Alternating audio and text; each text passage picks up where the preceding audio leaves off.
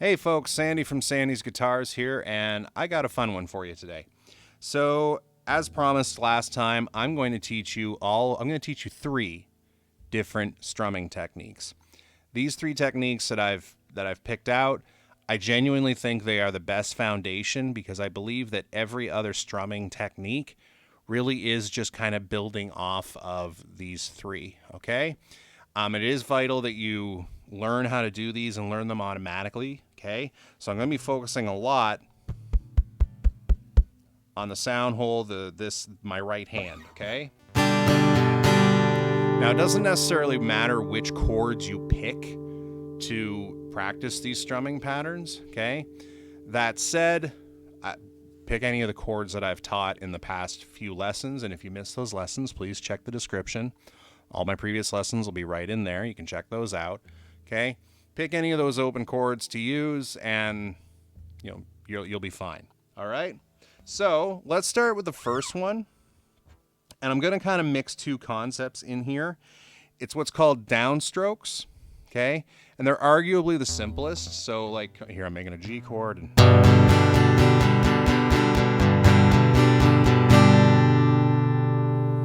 sounds pretty good, right? Okay, but let's actually mix it up. What we're going to start doing is what's called palm muting, okay? So for this one, all right, and this technique is going to be vital, especially for certain genres of music. If you're into metal, if you're into like hard rock, that sort of thing, I mean, those guys, they palm mute for the entire damn show, all right? So palm muting, here's the deal. Take your hand, this side of your hand, okay? You're going to put it near the bridge, okay? Now, it takes a little bit of practice, and it's kind of a trick to figure it out, okay? But what you're going to notice is when you put your palm down and you strum, it deadens the sound, right? But it's very percussive, and that's kind of what we're looking for with this strumming pattern, this technique. Now here's the nice part, okay? As you control, the neat part, as you control where your palm sits on the strings, you can control how much of the sound actually comes out. So like right now, I'm about maybe about an inch away from the bridge, and you can hear a little bit of the tone, right? And if I switch chords, okay, you can hear that, right? Now, if I move it further out, it's going to deaden it even more. Right now, it's almost a drum, right? You're getting no tone. Then as I move it closer to the bridge, I'm getting more of that tone, okay? And if I even just kind of lay it like the most tone that I can get while still technically palm muting,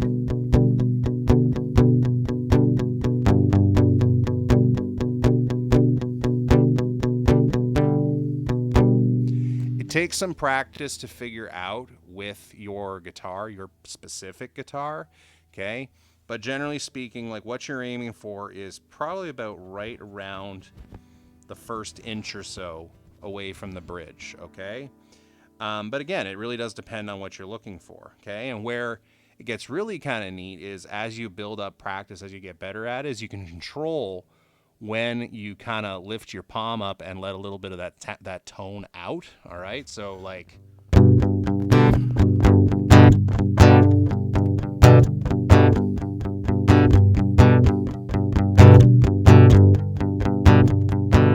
okay, so it takes a lot of practice. Rome wasn't built in a day. You're not going to become a guitar player in a day. But with a lot of practice and a lot of, just messing around with your specific guitar, you can figure that out. And I got to tell you, if you're interested in metal or hard rock music, that sort of thing, you're going to be doing this all the time, right?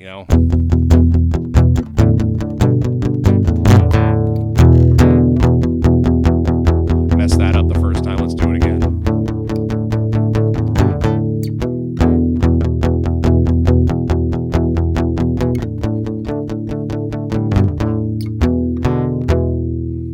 A little bit of Ozzy, couldn't help myself. Okay. So yeah, practice it. There's your first technique, palm muting with downstroke. Okay? So let's keep going. Let's go to the second one. And this is the classic down, down, up, up, down.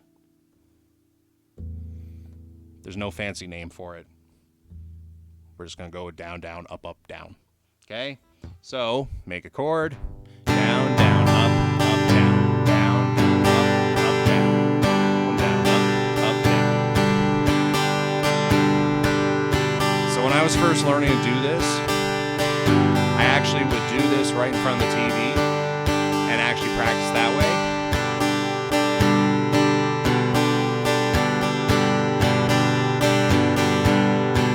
It got to be automatic.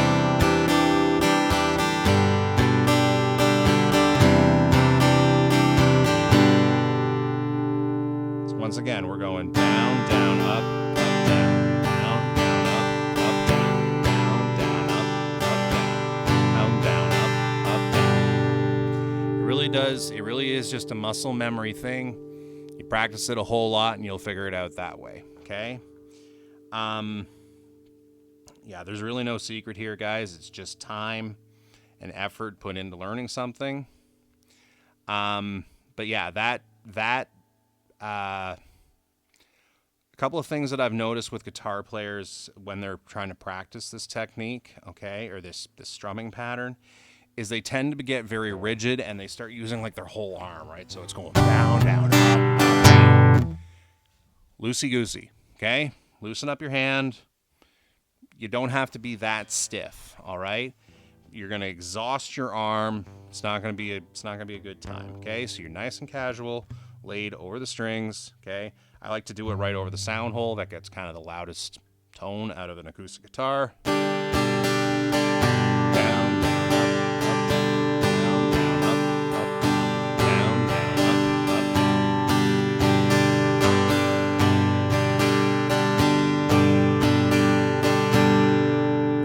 Now, another quick note, I use naturally, I've always used very thin picks, and I do find that they're best for strumming on guitars. Now, the choice of pick, it really is kind of individual. It's whatever's the most comfortable to you. But I've always found for strumming on an acoustic guitar that thinner picks, like this, I think is like I think it's 0.3, I think, something like that, 0.38 millimeters. There you go. Okay. I just find it makes it easier to strum. And I basically use these picks for all of my playing, whether I'm playing lead or chords, whatever. That's just me.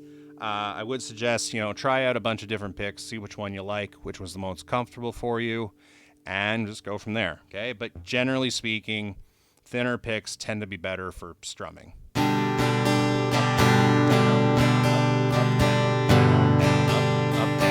Say it while you're doing it, it'll help.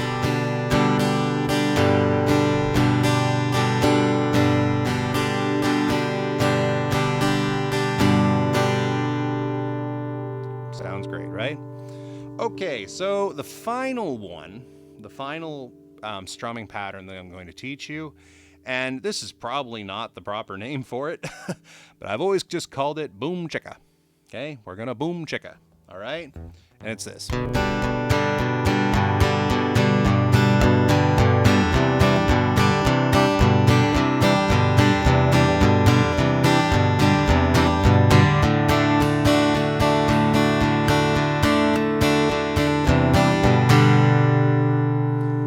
So where I really learned this technique was actually listening to a lot of Johnny Cash and trying to play Johnny Cash songs because, well, it's Johnny Cash. Johnny Cash, I mean, this is essentially what he played his entire career was this strumming pattern, okay? And what I'm doing is I'm hitting like the bass, okay? And then the other string. So if you take a guitar, and if you can kind of split the strings in half, all right? We got these thinner strings, okay, they're at the bottom, and we have these thicker ones up top. The thicker ones, all right, they produce a bassier sound, while these bottom three, a little bit treblier, right? Treblier, treble. They sound a little higher pitched, a little twangier, okay? So what I'm doing when I make a chord is I'm hitting the top, the first three strings, and there's my bass note, if you can picture it that way, and then a quick strum of the other ones.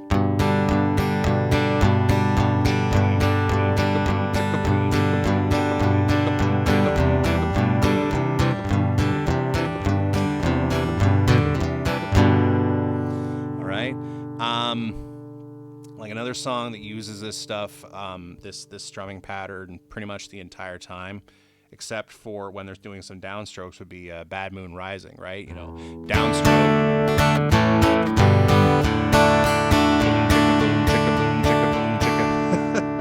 All right. Now, so a couple of notes when you're doing this strumming pattern, okay? The good news is you don't have to be super precise, okay? You don't have to be making sure that you're... That just feels awkward, right? Okay? As long as you're hitting the lower, the thicker strings, and then the higher pitched strings, that's the wrong term for it, but the thinner ones, right after, you should be fine. The only part that you have to be a little bit more exact is only picking strings that are actually being used in that specific chord. So right now I'm in a G chord, which uses all 6 strings, right? But if I were to use the D chord, which only uses the bottom 4,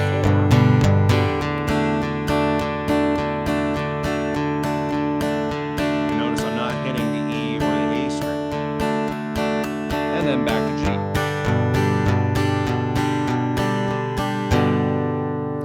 G. So this pattern is a good basis for what will become other patterns in the future. So for example, like a waltz, right?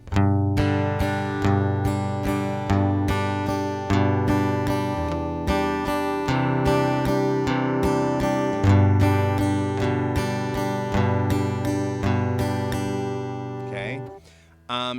It comes in handy, and eventually you're going to be kind of mixing and matching these basic strumming patterns and these techniques to really kind of fill out a sound. So the reason I like this particular strumming pattern, and when you really start to mix this stuff up, particularly with an acoustic guitar, is most of the time when you're playing an acoustic guitar, you're not going to be accompanied by other instruments. You don't have a bass, you don't have a drummer, you don't have anything like that.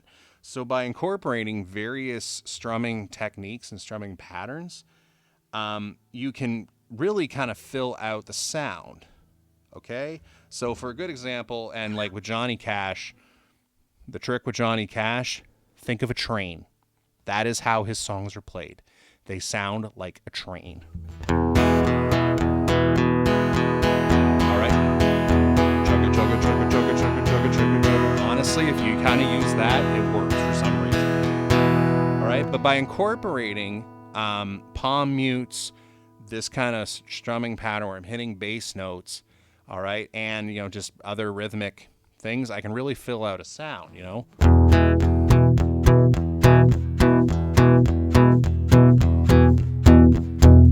I hear the train a-comin', it's rolling round the bend. I ain't seen the sunshine since don't know when. I'm stuck in Folsom Prison.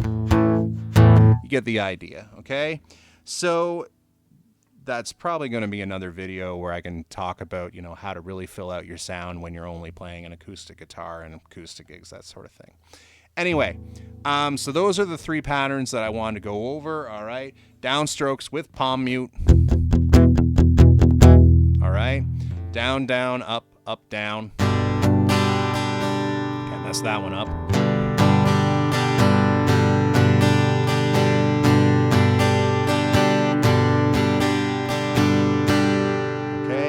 And the boom chicka.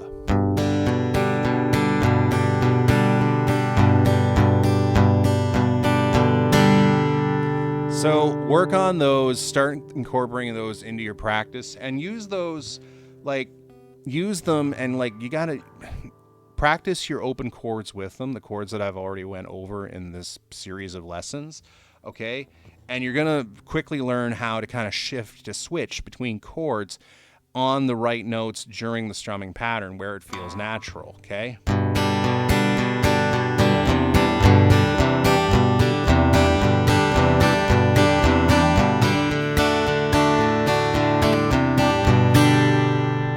Okay?